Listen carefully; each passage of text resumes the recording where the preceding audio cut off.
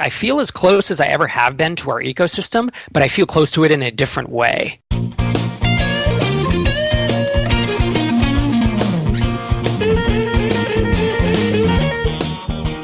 Welcome to the Rogue Startups Podcast, where two startup founders are sharing lessons learned and pitfalls to avoid in their online businesses. And now, here's Dave and Craig.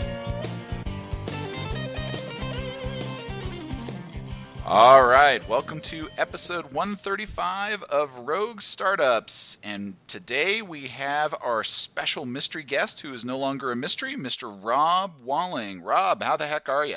What's up, gents? Great to see you. I'm doing good today. Good. You're probably a man that needs very little introduction in our community and our audience, but, why don't you go ahead and throw out a few sentences there of whatever you'd like to say about yourself? Yeah, this has become harder to do as the longer I've done this because there's more things, but I think probably the top couple are the co-founder of MicroConf, co-host of Startups for the Rest of Us, co-founder of Drip.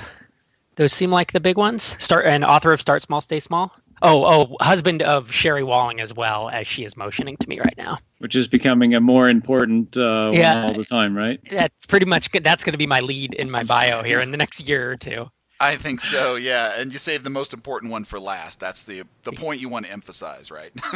Yeah, exactly. So today we wanted to have Rob on to talk about life post Leadpages. So for those of you that were somehow hiding under a rock, Drip was acquired by Leadpages a couple of years ago, and Rob has recently left and is now, as his badge said at MicroConf this year, unemployed. And let's just start off with that. Like, how does that feel, man? You're semi-retired now. What's that like? It's really cool, actually. It's everything you would imagine it to be. So far, I'm about a month into that. And the hardest part has been when I took one of my kids to the doctor, and they were like, "So, what do you do for a living?" And it's like, "Well, I'm a software guy." And they're like, "Are you currently employed?" And it was like, "Well, technically no, but you're not going to write unemployed, right?" And so I was like, "I'm self-employed. Just say I'm self-employed." So that was so funny. I don't know why I have this stigma in my head about it, but yeah. Other than that, I mean, just to get so much time back and to be able to put my thoughts into stuff that I'm interested in. I mean, this has been my dream since I was a kid or since college, where I thought, boy, I don't want to go work in a cubicle and work on stuff other people think is important. I just someday want to have enough freedom, and I'm assuming I'm going to get there by having enough money to not have to work for other people. And that is really, I hit that freedom line, and it really is like no regrets and no downsides so far. I know that in 6 months I'm going to be bored out of my mind and clawing at the walls to do the next thing. But so far I feel like I'm in the honeymoon phase. Very nice, very nice. Well, we were all cheering for you as you got acquired by Leadpages and, progressed through that whole thing and built up your team inside of there. But tell us a little bit about, what was life like inside of Leadpages? You ran your own team inside of there. Was that everything that you thought it would be? Was it a nightmare? Was it somewhere in between? How did that work out? Yeah, overall, so yeah, I was the VP of product. So I managed all the engineers and set the product vision. So a lot of what I was doing pre-acquisition, and I did a lot of that with my co-founder, Derek. I handed off marketing, which early on was really hard for me because I felt like it's just such, it's my voice and I've written every line of copy, then all these emails and on all this stuff, and how are they going to change it? That was hard to hand off at first, but boy, within a month or two, it was like a huge weight off my shoulders. Overall, my experience, if you were to look at it from being like a complete shit show, which I hear some post-acquisition, experiences described as, versus just being, kind of a dream, like a really good acquisition, it actually was a lot closer to a good experience. I mean, it was a good experience. There were certainly some things that we ran into, like, going from essentially a 10-person company to 160, 170, just that the size was tough to navigate at first. The communication, suddenly, instead of just being able to talk in a room with 2 or 3 people, define the roadmap and everything, I had to create slide decks, and I had to communicate that to the sales team and then to the support team and then to management, and all that stuff is just kind of agonizing for someone like me, because I prefer to build products rather than talk about building products, building slide decks to talk about it. So that kind of stuff really wore on me. I mean, the corporate, and Leadpages, it's a startup, right? I mean, they're not a super corporate environment, and yet even just that little bit, really wore on me. I had to do some board meetings as well, and I didn't love those, as you can imagine. I do realize that there's a reason that I haven't raised funding. It's because I just don't know if I could put up with the kind of the BS of it. And then on the flip side, I mean, those were some of the negatives. On the flip side, I was given a ton of leeway, a ton of budget. We were able to hire way faster than I was. So there were a bunch of positives that actually my life got less stressful after the acquisition because of I was now not on the hook for financial responsibility in essence, which, meaning like I didn't have to worry about making payroll.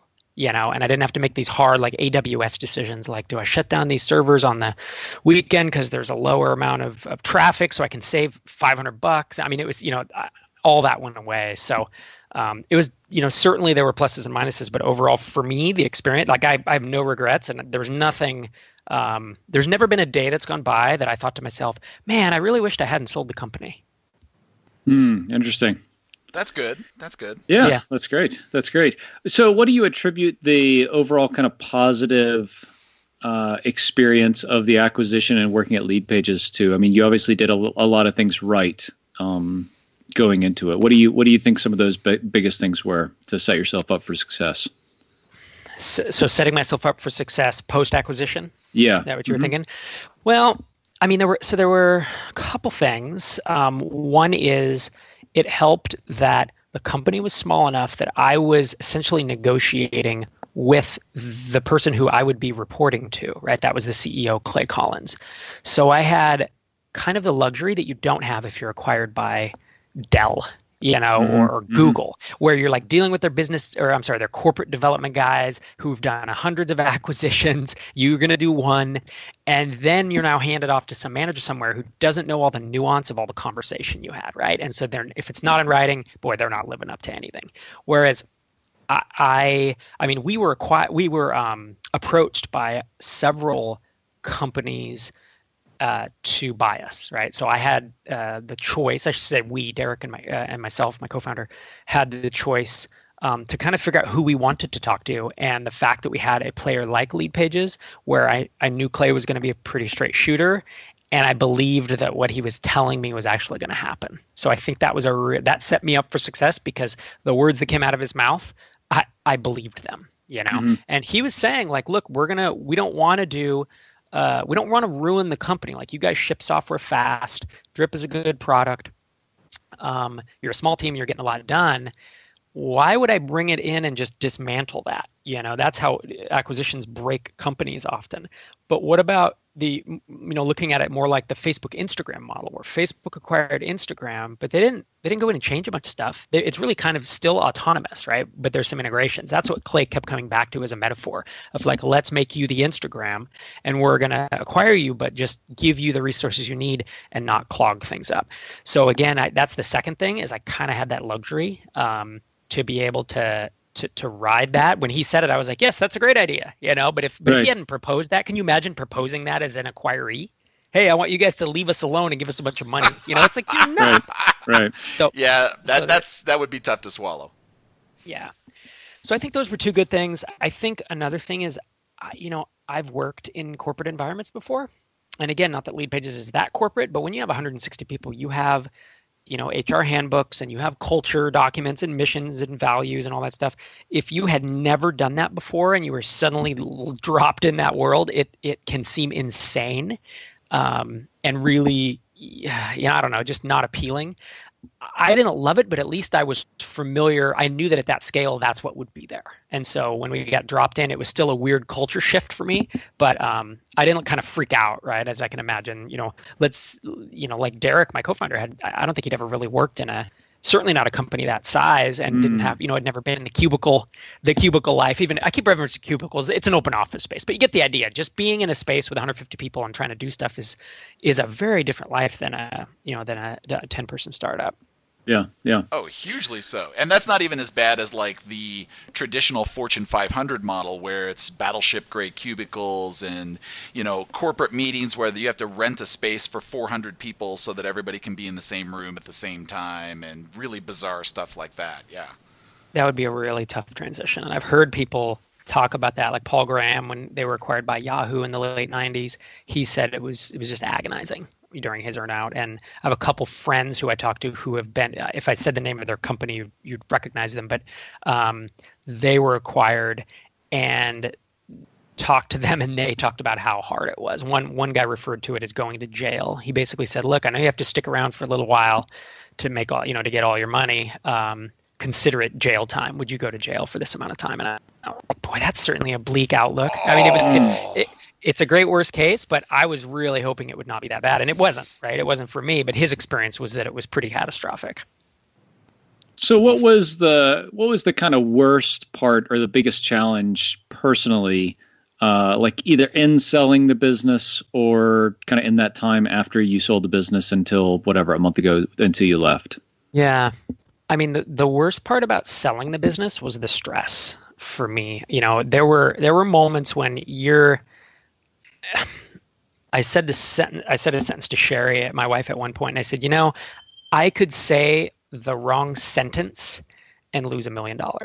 Like, I could make $1 million mistake at any time. And that pressure was like 5 months of being so careful with my words, because you're on a call and you just don't want to flippantly overcommit to something. You don't want to flippantly, and some of it's about price, but other of it is about earnout duration, and it's about, whether you keep the employees on or not. I mean, there's all these terms that get negotiated, and that negotiation, unfortunately, you can't just hire a chief negotiator and say, these are my terms. If they don't meet them, I'm done, because it just doesn't work that way. You have to be involved in these things. I had a broker working with me, advising me, and it was still extremely stressful for me for about 5 months, and so that took a toll on me, and of course, it took a toll on my relationships. So that was probably the hardest part going into it, and the hardest part after was definitely the adjustment to a larger org with a bit of a different culture. Leadpages has always been a very marketing centric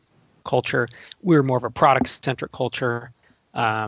And then even later on, the CEO switched from Clay Collins to the new CEO, John Tedesco, and he's definitely more of a Fortune 500 mindset, right? He wants to get big, and really put a lot of, he puts a lot of structure in place for where, it's like, we can get to 100 million.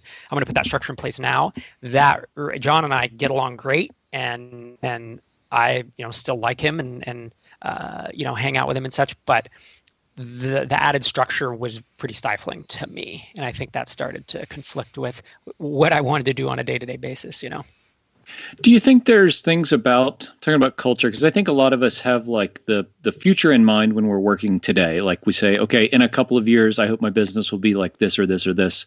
From a culture perspective, are there things that you learned either building Drip or getting into Leadpages and seeing their culture there that, like, for folks like us who are kind of still on the journey, and you're at the end, you got to the end of the game, like, would you go back and say, yeah, that's important for culture, or you need this part of, company culture to be successful or to get to some of these milestones they're all looking for? I think that once you hit it's around 15 employees, you need to have some deliberate list of things that you all value together, that you agree on. I think when you're maybe it's at 20. It depends on how, if you're fully remote versus if you're all in person. Our team of 10, which was 2 contractors and 8 full-time, I was able to, just by my personality and being really specific about who we hired,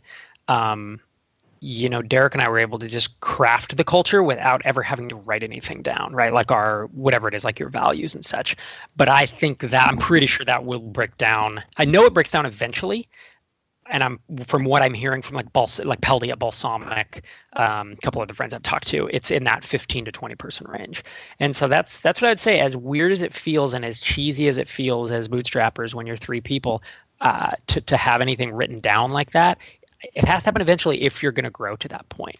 But I believe, if Drip had stayed independent, if we would have had to hire more people, but just because of the rate we were growing. But if we hadn't, I wouldn't have rushed to write anything down. But I do think culture is really hard, and if you're not deliberate about it, it will just develop.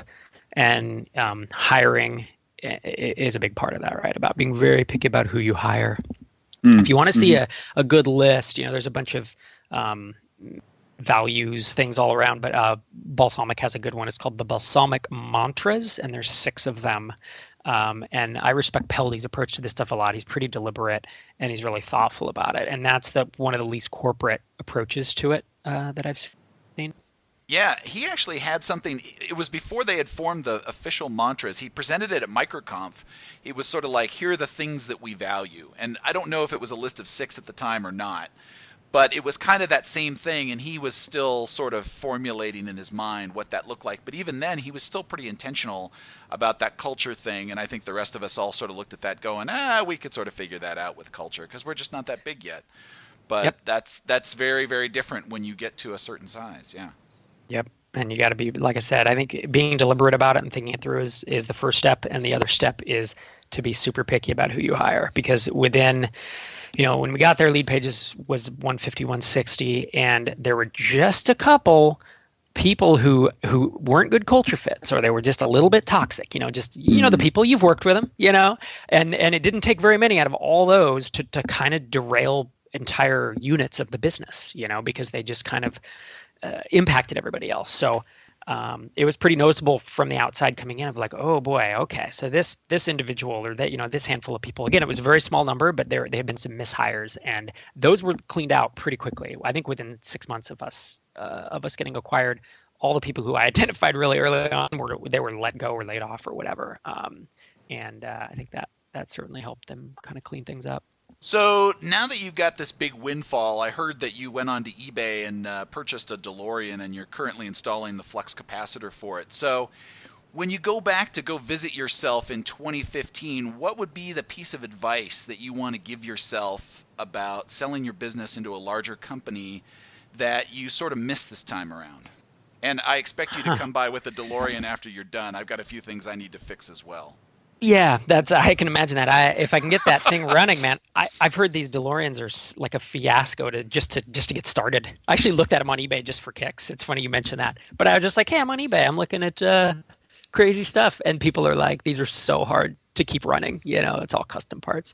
What's interesting is that like the things that jumped to mind were a lot of the things that I regret were a lot of internal to me, like. I put so much pressure on myself for such an extended duration that if I were to do this again, or if I were to go back to 2015, I would say you need to relax. You need to chill the heck out, and you need to have a little more trust in everybody that you're dealing with. Because for some reason, my initial, conversation with everyone is like, oh, they're trying to put one over on me. Just because you've heard the stories of the startup founder who gets duped when they're, they bait and switch, and then last minute they change the price and they just do all that stuff. And that was never Clay's intention. It was never anybody on their side's intention. But I really looked at people with suspicion, until they proved it to me. And I just think I could have chilled out a little bit, and it helps to know that things worked out. But I think people just aren't as quite as, I don't know, maybe as conniving as I was making it out in my head. The problem was the stakes were just so high, that I really didn't want to make, like I said, a 6 or 7 figure mistake. That might be the single biggest thing that if I were to go through it again, that I would try to change. I can't think of anything in the terms. I mean, I negotiated really hard, right, for a lot of months, and the deal fell apart multiple times. And I was looking back because I'm kind of writing about it now just to process it. And there was like an email from Clay because the thing closed on July 1 of 2016, and there was an email from him sometime in April maybe, and it was like, hey, sorry things fell apart, or it's a bummer to hear things fell apart, but like I just want you to know, like, no hard feelings, and I was just like, yeah, it literally was done. It was done. It was not a ploy. It was not a negotiation from either of us. It was a done deal. And I've since circled back and talked to him and the current CEO. And I was like, was that legit? And he's like, oh yeah, we weren't doing tactics. Like, we were literally just trying to acquire you guys, So given the fact that it was such a painful negotiation, I know that I think both sides kind of got what they wanted, which is probably the best kind of negotiation. So I don't have major regrets about any of the deal points. I think we could talk for a whole episode about negotiation and strategy and stuff, but maybe that'll be the next time we have you on, because I'd love to dig into that, because I think that's all something we hope we get to go through at some point in the future. Yeah, I'm very tempted to go down that rabbit hole right now. But for those of us who, again, are kind of like still on the journey, you've had like a lot of experience, obviously, in success in SaaS and bootstrapping.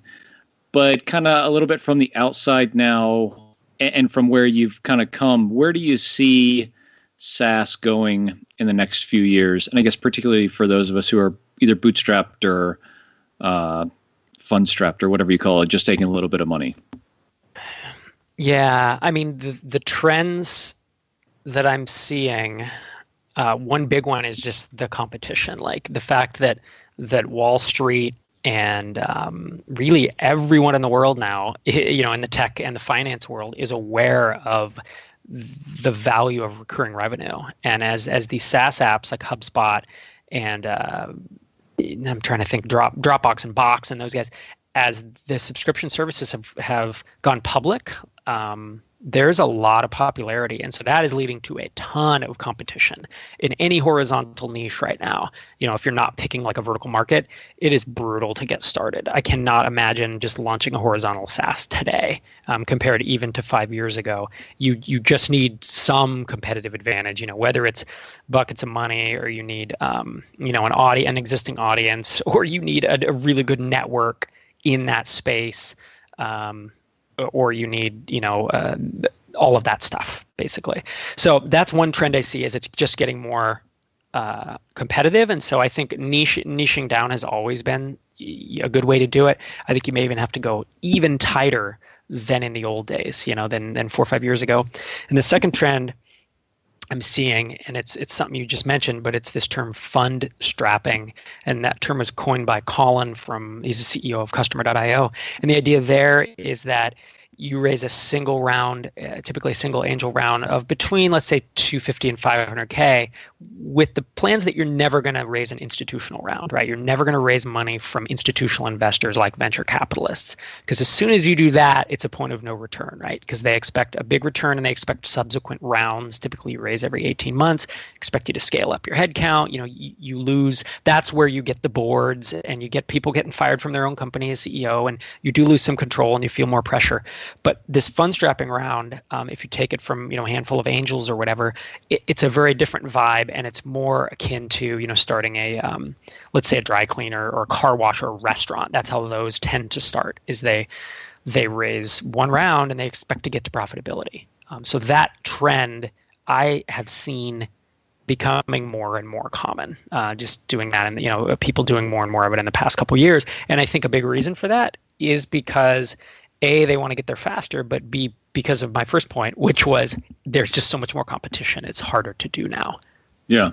Do you think you almost need some kind of funding these days to be able to compete if you're starting from scratch? I think need is a little too strong. I think that strongly encourage. Yeah, well, and that's the thing. I mean, I'm the bootstrapping guy, right? I've been bootstrapping for years and talking about it for about as long. I don't believe you need funding to do it. I still think that you can start a SaaS and be successful. I just think it's definitely a long road. And I also think that if you're going to do it without funding, or you're going to self-fund it, that you need to be narrower in your customers, your customer base, than who you probably want to or would have been 2-3 years ago. So instead of building invoicing software for XYZ, like I would get I'd get a pretty dang tight niche and try to get, just 50 people to pay me to kind of prove it out. So I think I guess I'm saying it's more competitive. It's still totally doable. And I actually think fund strapping is really not for everyone, right? It's like you have to be in a space. If you're going to build a SaaS app, that's a great lifestyle business that's going to be, let's just say, $250,000 a year in revenue, right? Or $250,000 a year in profit. That's an awesome lifestyle business. Don't fund strap for that. Like if that's where it's going to peak, and you're going to build, proposal software for designers, or you're going to build invoicing software for salons or whatever, those tend to be smaller businesses. To fund strap, you do have to have some type of growth potential. Like you need to be able to get in the seven figures unless you cut a very generous deal on the valuation. So it's, I was saying, I talked a little bit about this at my MicroConf talk, and I was kind of saying, fund strapping is certainly not for everyone, and maybe it's 1 in 20 people in this room, at growth. I still think that 90+%, the vast majority, of us should still, just do it the old-fashioned way. Just know that it's going to take a long time, and I think you're going to probably have to start pretty focused to kind of get that momentum. Well, I was going to follow up and ask a question about, did you think that maybe there's a size of fund strapping that works at a smaller scale? Because you're talking at like $250,000, $500,000. That's a lot of scratch for businesses that are at our size.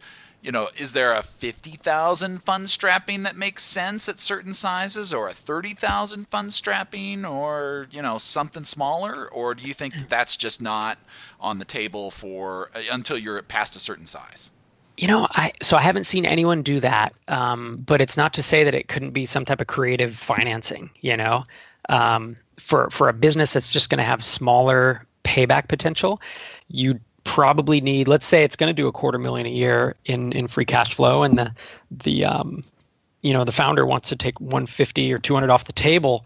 If you put 30 in on something that's just getting started, or 50 in, the valuation would just have to make sense, so that if it worked, that person gets paid back in a few years. Given the risk of this fund strapping model, from the investor's perspective, it would just have to make sense. So I think that's feasible, but I would almost want to run numbers and think more about it. I'm sure that, if we talk to certainly an institutional investor is going to scoff at this idea and say, well, that'll never work because all my returns come from the outsized investments, right? Or the outsized returns, all the Dropboxes and the Ubers, the ones that go, 100x or 1,000x. But if we're talking about a model where, no, I'm actually getting 10% or 20% of the net profit until I'm paid back, or until I'm paid back 2x, you can structure a deal. Again, similar. That's how restaurants and car washes are structured. I think it could be feasible. The biggest question in my mind I'd have to think about is, let's say I wrote you a check for $30K or a check for $50K. Does that do enough for you that it actually supercharges the business? Does it actually help you move faster, or is it just not enough money? Because it's not really enough to hire somebody for a full year, right? It's in most markets. It might be enough to do like some heavy duty marketing if you knew that you already had product market fit and you just didn't have the budget for it because you were already spending maybe that on a developer or something like that, Yep. I could see some creative uses of it. I was just curious what your perspective on it was. Yeah, kind of a TBD thing. I think I like thinking about these new and creative ways, just like you're saying, like micro fund strapping. Like that's a cool idea. But I'm also hesitant to think that they'll just naturally work if they've never been tried, because this stuff's pretty complicated. There's a lot of moving parts with it. Oh yeah, definitely. And the thing that I found interesting this year, and I'm sure you noticed this as well at MicroConf Growth, just the sheer number of investment groups that were there. You had the guys from Empire Flippers, you had the guys from FE International, you had SureSwift Capital, you had Boot something Capital, Boot? Bigfoot. Bigfoot. It was like something to do with foot. Bigfoot Capital, and there were probably some others that might have been in stealth mode on top of that. But that's the first year I've seen that many investors kind of hobnobbing with the businesses. I mean, Thomas and those guys have been there for years. They've been hanging out with us for a long time. But this was kind of the first time I saw, small scale VCs hanging out with everybody, kind of sniffing everybody's butts. So yeah, obviously we're attracting some attention there for that reason. Yep. I mean, as the competition is developed and people see the value of these businesses, this secondary market has developed, right? The secondary market being FE International and Empire Flippers and trying to think, Quiet Light and even Latonis, where you can build a SaaS app up and you can sell it for 3 or 4 times the annual net profit. That market didn't exist 5 years ago. All right, you could go into Flippa and sell it for 12 months or 18 months. It was ridiculous. But the fact that we're now getting multiples like that is it's not amazing, but it's pretty damn cool. It's pretty damn cool that when you get bored of a WordPress plugin that's making you $25K a year, that you can sell that for $75K. Like that is a noticeable chunk of change for you to then take and invest in your next one. So I think there's a lot of value to that. And that you're right. There were four kind of, one of those, two of those are brokers, right? The companies you named, and then one of them lends monies to SaaS companies in essence based on their revenue. So it is a way to kind of take advantage of your revenue, not have to give up equity and be able to grow the business, but it's in essence a loan, and so you're making payments. So there's obviously a plus and minus to doing that. Definitely. All right, so my next question here is kind of a joke, but it's not really a joke. Do you feel disconnected from the bootstrapping community now that you've sold and moved on and you're just kind of hanging out there? You don't have a product. You still got the podcast, but, does that make you feel like you split some connections there? like I'm the old guy at the club. I'm not that old. I'm just You're the only one checking out DeLoreans on eBay. That's yeah. Oh, I wasn't going to buy one. That was just a joke. But yeah, man, the answer is yes and no. I think that I'm not thinking about the same things that I was thinking and talking about 5 years ago, because that to me, it was all about, I'm going to build companies, I'm going to grow them. So it was growth hacks. We didn't call them that, but it's marketing approaches. How can I run Facebook ads? How can I grow 10x this company? All that. That part of it, I'm a little bit, I don't know if this will be permanent, but I'm a little bit done with talking about all that. Like if you were to bring me on here and ask like, what are your favorite, what are the big growth tips? How are startups growing these days? It's like, oh God, like I've spent so much of my startup career thinking about those things that I need to kind of take a pause on that. Maybe it'll be permanent, but that I'm done with. With that said, I feel like I now have I've seen the journey from start to finish now, right? And you could argue I've seen it start to finish for several apps at different scales, right? So I've seen it multiple times, multiple scales. Yep. Absolutely. These little apps that did $1 to $5 a month that I would, I sold some of those for between 10 and 50K each, right? When I actually sold all the rights to them.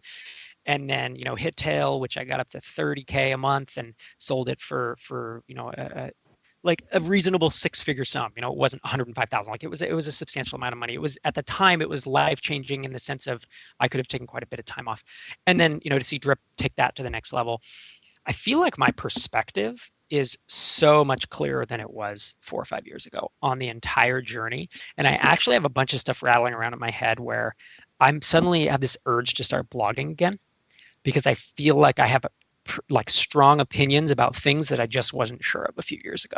And it's things about the broader, it's like starting a startup, it's mindset stuff. It's like almost one level higher than I've perhaps traditionally talked about. So like talking about tactics, I don't know that I'm ever going to go back to doing that. But if you think of essays like Paul Graham's essays or any other startup writer who's not talking about running Facebook ads, but is still interesting in talking about stuff we like, that's kind of the stuff that's in my head at this point.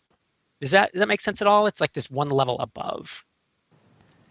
Yeah, I mean, it's almost, I was kind of thinking when you were talking about this, that it's almost like you've gotten to a metadata level of thinking, about startups themselves, because you've now seen that from different perspectives. And so now you can start to isolate patterns and then find things where there's commonalities and things are falling apart in similar ways, but they don't look similar until you've gone through all of those different steps. And then you're like, oh, it's just the same story getting retold in a different and worse way over here. That's a good way to put it. Yep. It's more pattern matching. I've also done, close to a dozen angel investments, and I'm seeing their numbers, and I'm talking to those guys on a monthly, every few month basis. And so plus with MicroConf and, just all the conversations I have, for free, telling entrepreneurs what to do and that kind of stuff, it really does feel like, I don't know if I'm trying to think if this is true, but it's like I feel as close as I ever have been to our ecosystem, but I feel close to it in a different way. And that I'm not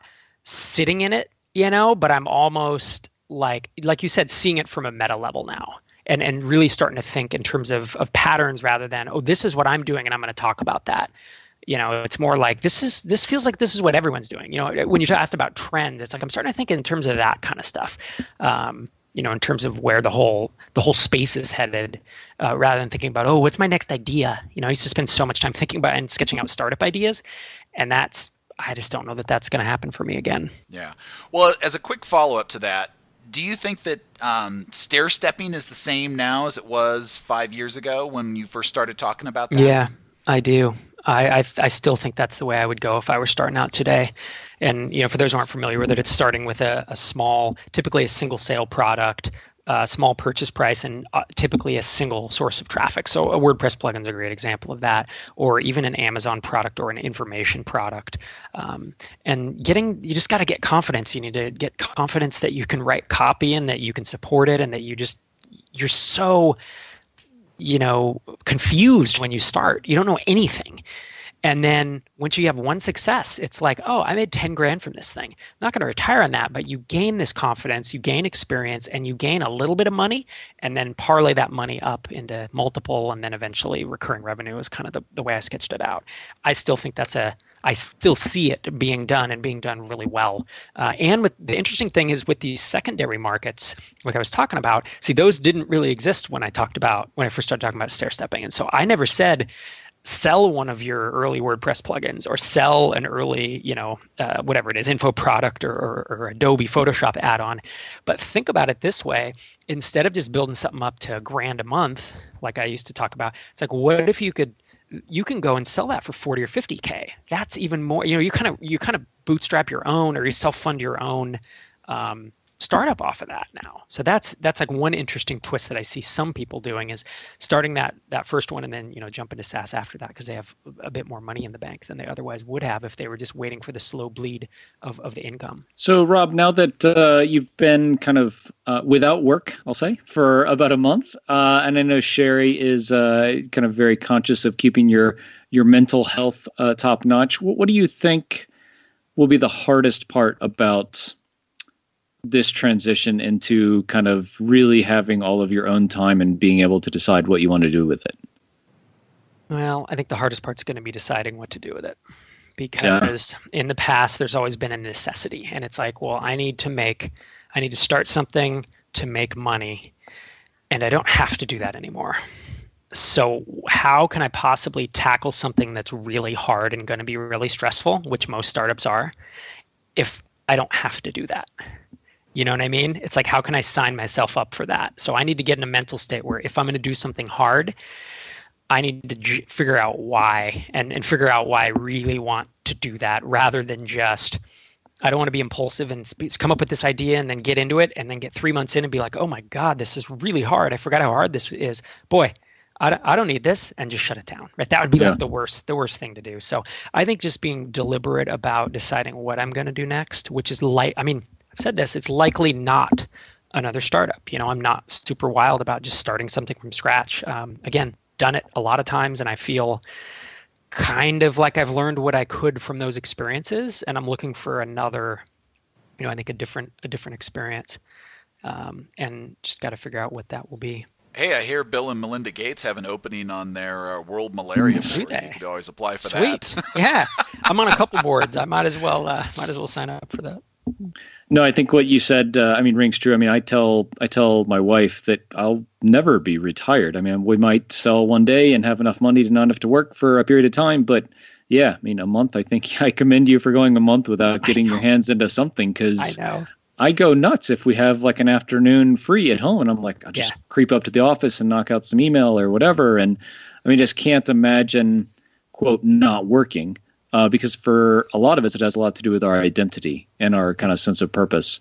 And I know you're, like all of the rest of us, really competitive driven person. So like to just kind of hang out and take the kids to school is great, but it does kind of take away from your value, or your own perceived value of yourself, I think. Yeah. And that'll be the other big struggle, right? Is both the perceived value of myself as well as FOMO. Right, when I see people doing interesting things in the startup space, and it's like, oh, I'm not doing that right now. I'm not building that interesting business. Like, it's really hard to kind of feel on the sidelines, which is why I'm thinking. Running MicroConf a couple weeks ago was really helpful, because I had a bunch of work to do, and now I'm already thinking about next year's, and I'm starting to blog more. I'm writing. I may be working on a book right now. I don't know if it'll turn into that, but assuming that happens, that's a cool project for me to do, and it keeps me in the startup space because it's all I'm thinking about in the book, right? It's all I'm talking about. And then 2 podcasts, and I'm thinking about reigniting my blog, in which case I would still be thinking about startups enough to keep me interested, if that makes sense. I don't necessarily need to build one, I think, at this point to stay in the mindset of, boy, I'm still here. I'm still playing the game. So, Rob, is there a particular place you want people to look at or pay attention to over the next 6 months if they want to keep up on all things Rob Walling? Yeah, folks can head to robwalling.com. I just got that domain a couple months ago from the prior owner, and I'm having it redirected over to my brand new website that was just designed. That was another fun project that I took on over the past month. It's like, hey, I need to redo this identity. I haven't had time in years, work with a designer, but it's nice when you have some free time to just kind of do those things that you want to cross off the list. Nice. And if anybody out there in the audience has any questions for Rob or stuff you want us to give him shit about being unemployed, send us an email to podcast@roguestartups.com. And if you're liking how things are going, we'd love it if you'd leave us a review on iTunes. Until next week. Thanks for listening to another episode of Rogue Startups. If you haven't already, head over to iTunes and leave a rating and review for the show. For show notes from each episode and a few extra resources to help you along your journey, head over to roguestartups.com to learn more.